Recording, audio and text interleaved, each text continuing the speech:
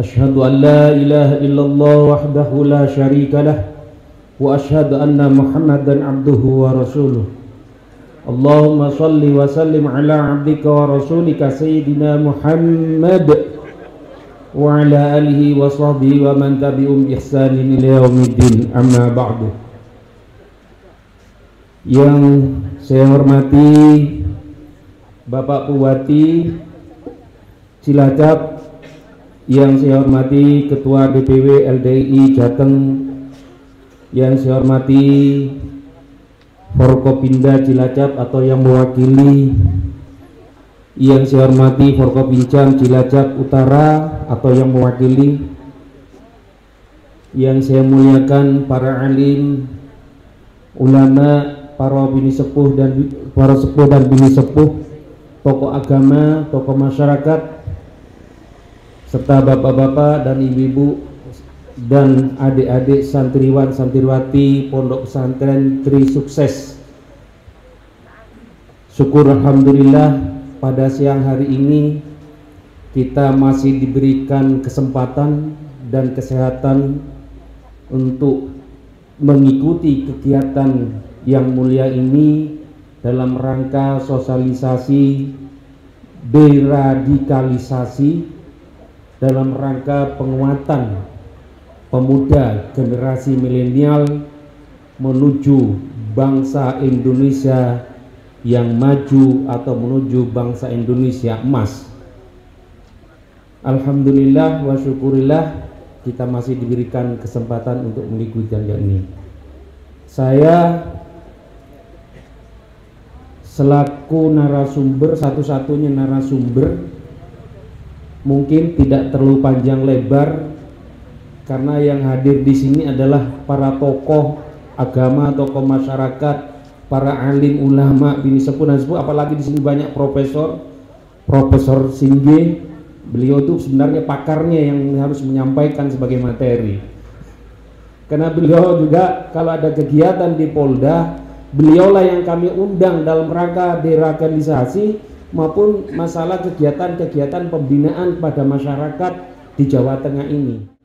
Namun ini sebuah kewajiban bagi saya sebagai narasumber untuk menyampaikan materi ini untuk kita pahami bersama dan kita laksanakan bersama. Sebenarnya kata kuncinya apa?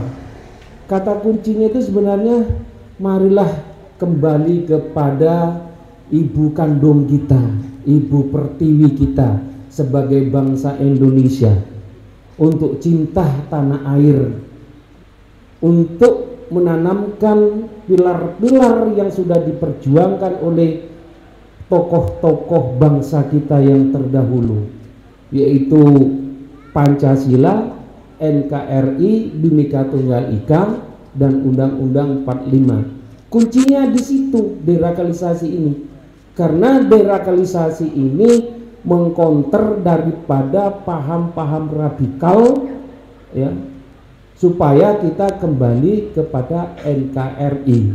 Mohon izin, seperti yang saya sampaikan tadi itu, kalau kita sebagai generasi muda pilihannya ada dua seperti yang kita gambarkan. Next Pak. Nah, kita mau pilih yang mana? Sebagai generasi muda ini kan sebetulnya penguatan ya nasionalisme terhadap generasi muda. Tinggal kita pilih NKRI yang gambarnya hijau royo-royo dan semua agama yang dilindungi oleh undang-undang itu bisa menjalankan agamanya sesuai keyakinan dan kepercayaannya masing-masing. Kalau kita pilih NKRI, semua negara kita ini bisa menjalankan keyakinannya dengan aman, nyaman, dan tenang. Tapi kalau kita memilih negara kita sebagai khilafah, kita lihat sendiri, sudah banyak kita ketahui dan mendengar di berita televisi maupun di medsos, ya, yang punya pemahaman terhadap radikalisme dan sampai menjalankan terorisme, yang jadi korban itu bukan hanya yang menjalankan saja, bahkan anak dan istrinya pun dijadikan korban. Karena pemahamannya itu kalau mereka bisa menjalankan tugasnya sebagai teroris, doktrinnya dia masuk surga. Itulah pemahaman yang menyimpang dari ajaran agama yang sebenarnya. Kalau kita pilih yang khilafah, nah akhir-akhir ini kan ada di Brebes, kemudian berkembang ke Klaten, masalah khilafatul muslimin. Ya itulah embrio-embrio yang akan mengarah kepada radikalisme. Karena radikal itu sendiri adalah pemahaman yang memang mengarah intoleransi, akhirnya lari ke radikal. Kalau sampai terjadi sebuah perbuatan, itu sudah teroris. Apalagi mengorbankan yang tidak pandang bulu, suku, agama, semuanya jadi korban. Dan lanjut Pak, next. Nah, ini peran pemuda, adik santriwan, santriwati, ya. Karena pemuda itu secara fisik, ya, secara fisik dia mengalami perkembangan, ya, secara fisik mulai dari bayi, remaja sampai dewasa. Kemudian secara fisikis dia mengalami perkembangan secara emosional. Nah, perkembangan secara emosional itu bagaimana kita memberikan wadah dan pendidikan terhadap mereka tergantung mencari suri tauladannya benar atau tidak. Itulah yang mempengaruhi daripada generasi-generasi muda kita, karena generasi muda kita ini adalah generasi bangsa. Mau jadikan apa bangsa ini kalau mencari guru dan tauladannya yang mengarah ke radikal, hancurlah bangsa dan negara kita. Ya. Pemuda merupakan sumber daya manusia pembangunan, baik saat ini maupun di masa yang akan datang, sebagai calon generasi penerus yang akan menggantikan generasi yang sudah. Karena pemuda selain sebagai change of agent, ya, sebagai agen perubahan, pemuda sebagai agen pembangunan. Ya, mau dibangun seperti apa bangsa kita ini? Ya. Mau jadi khilafah atau mau jadi NKRI, tetap berpegang teguh pada 4 pilar: Pancasila, NKRI, Bhinneka Tunggal Ika, dan Undang-Undang 45. Kemudian pemuda sebagai agen pembaruan dan juga membangun pendidikan serta semangat juang yang tinggi, ya, sesuai dengan tema nasionalisme dan semangat bela negara bagi generasi muda santri, ya. Next. Nah, dalam hal ini sebagai pemuda harus mempunyai jiwa kebangsaan dan patriotisme, yaitu pemuda sebagai think of thinker, sebagai pemikir dan sebagai pejuang. Ya. Kalau tokoh-tokoh bangsa dulu itu banyak seperti disampaikan oleh Pak Bupati tadi, bukan hanya harta, bukan hanya dengan perjuangan tetesan darah, nyawa pun dikorbankan. Oleh karena itu mari kita pertahankan bangsa ini jangan sampai terpengaruh dengan paham-paham yang radikal itu, sehingga negara ini tetap dalam keadaan aman dan tentram. Next Bapak. Nah, Indonesia di tengah tantangan di era disrupsi ini, NKRI Islam moderat, ya, dalam kondisi transnasional banyak tantangan, kemudian kelompok milenialnya, ya, kemudian mengenal ideologi gerakan keagamaan secara transnasional, yaitu lintas negara. Ya. Kita ikut mau paham yang mana supaya negara ini menjadi aman, nah menjadi Islam yang moderat. Ya.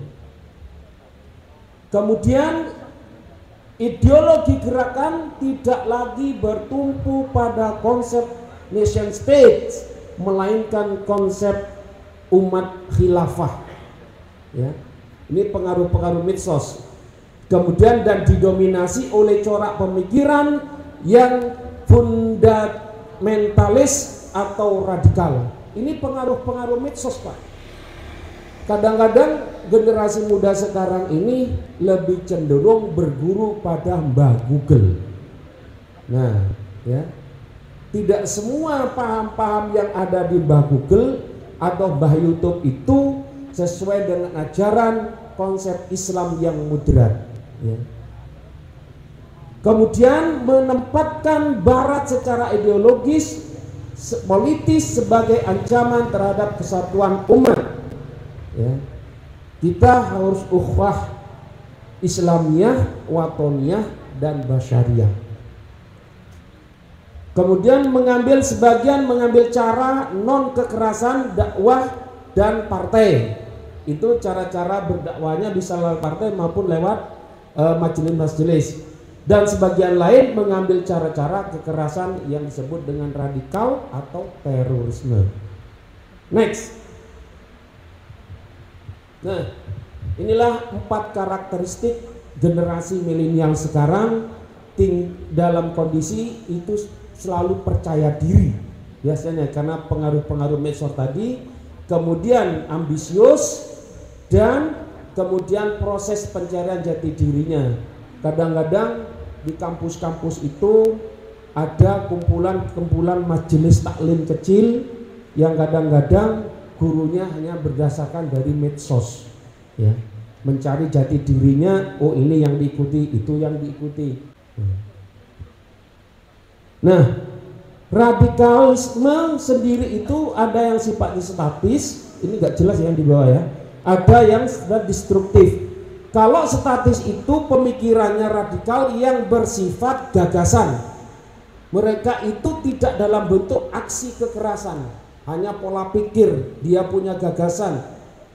Tapi bagiannya eksekutor yang pelaksana di lapangan di orang lain. Ini otak intelektualnya.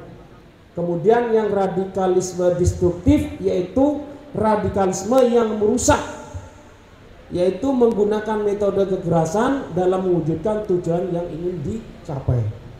Jadi bisa melalui pengeboman, menembak pejabat-pejabat yang dianggap tauhid, ya. Nah, sekarang masalahnya terorisme itu kalau petugas atau aparat itu ibarat ikan di dalam akuarium, ya. Sedangkan ikan di akuarium itu kan gampang dilihat, semua orang bisa melihat. Tapi terorisnya kita tidak lihat. Dan sasarannya sekarang bukan hanya kelembagaan, tapi sudah mengarah kepada individu pada petugas-petugas aparat, ya, terutama Polri, ya, karena yang selama ini yang jadi sasaran yang menangkap teroris-teroris itu adalah Densus. Nah, jadi sasarannya sekarang bukan pada kelembagaan, tapi kepada sifatnya individu. Siapa yang menjadi sasaran empuk, itulah yang dijadikan sasaran. Nah, ini akar permasalahan radikal terhadap generasi milenial. Ya, akar permasalahannya di sini, yaitu salah tafsir terhadap ajaran agama untuk mencapai konsep daulah Islamiyah, ya, seperti yang digambarkan di Timur Tengah itu, seperti yang kita ketahui bersama bahwa yang mengarah negaranya menjadi daulah Islamiyah pada dasarnya banyak yang runtuh, ya. Kemudian Indonesia dipahami sebagai dar al-harb, kemudian balas dendam, psikologi, kemiskinan, ketidakadilan, pendidikan, politik, ya. Kalau orang-orang yang tidak punya kemampuan ekonomi itu karena memang faktor kemiskinan sehingga mudah terpengaruh dengan paham-paham tersebut karena adanya janji-janji gaji yang tinggi. Seperti banyak yang teman-teman kita dari Indonesia berangkat ke Timur Tengah ini jadi anggota ISIS dengan janji-janji gaji yang tinggi, ternyata sampai di sana diperlakukan sebagai doktrin-doktrin masalah terorisme. Nah, tipologi kelompok radikal yaitu satu, radikal gagasan. Nah, ini biasanya otak intelektualnya, ya. Kelompok yang secara gagasan radikal namun tidak terlibat di lapangan, ya. Tapi mereka masih mengaku NKRI, ya. Kemudian radikal milisi, kelompok dalam bentuk milisi yang terlibat dalam konflik komunal masih mengakui NKRI. Kemudian radikal separatis. Radikal ini adalah kelompok yang mengusulkan misi-misi separatisme terhadap pemberontakan. Ya, sudah action ini.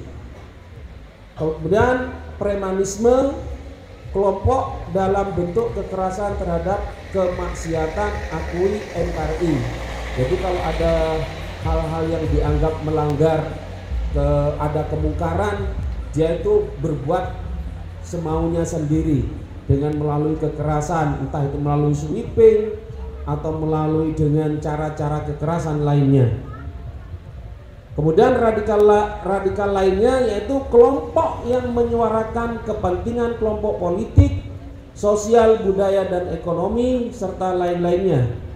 Nah, ini yang paling ekstrim ini, radikal terorisme. Kelompok yang mengusung, yang mengatasnamakan ideologi keagamaan, yaitu penghancuran, pembunuhan bersifat masif, rasa takut yang luas, dan memaksakan ideologinya dengan cara kekerasan. Ya. Jadi kelompok-kelompok yang terakhir ini, radikal teroris ini, sudah adanya perbuatan secara fisik dan memakan korban tidak sedikit. Next. Nah, ini yang perlu kita pahami terhadap masalah istilah-istilah.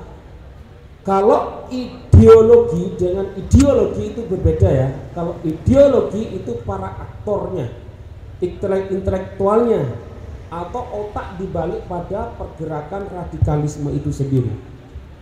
Kalau militan itu para eksekutor yang ada di lapangan aksi teroris, baik yang di garis depan maupun yang ada di perangkatnya. Nah, kalau pendukung ini biasanya para donatur, individu atau kelompok yang menyediakan sarana prasarana. Itu biasanya ada iuran-iuran terhadap pergerakan terhadap radikalisme dan terorisme. Simpatisan adalah kelompok yang mengusung gagasan radikal yang mengarah kepada terorisme. Next. Nah, kemudian inilah strategi daripada radikalisme itu dengan cara-cara semacam ini, sosialisasi, deradikalisasi, kemudian dengan pendekatan tradisi dan budaya lokal. Cara-cara itulah cara menangkal adanya radikalisme. Kita memberikan sosialisasi tentang deradikalisasi, kemudian dengan pendekatan tradisi dan budaya-budaya lokal dengan kearifan lokalnya. Lanjut. Nah, deradikalisasi atau kontranarasi yaitu pemikiran yang memberikan pemikiran keagamaan yang terbuka, kritis dan menyeluruh dengan penekanan pada penguatan Islam secara kultural. Kemudian perubahan pemahaman tentang konsep jahiliyah, syirik dan al-harb, tauhid, khilafah, jihad, syahid dan lain sebagainya. Inilah kita perlu berikan pemahaman tentang definisi-definisi ini pada generasi muda, generasi milenial. Jangan sampai memahami ini salah kaprah, ya. Kemudian sikap dan perilaku para pemuda dengan sukarela dan penuh kesadaran untuk menghargai perbedaan dan menghargai simbol-simbol negara. Karena banyak generasi-generasi muda ya, lambang-lambang negara. Yang tidak suka terhadap pemerintahan biasanya membakar daripada lambang-lambang negara, termasuk bendera merah putih. Itu sering terjadi itu. Kemudian selanjutnya,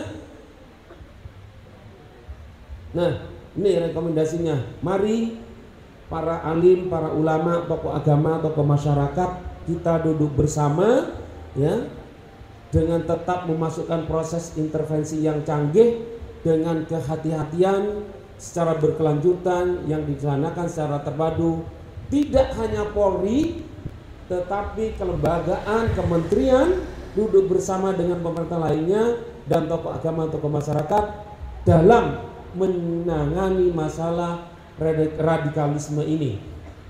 Kemudian memulai memasukkan kurikulum deradikalisasi di lembaga pendidikan formal maupun non formal. Terima kasih. Wassalamualaikum warahmatullahi wabarakatuh.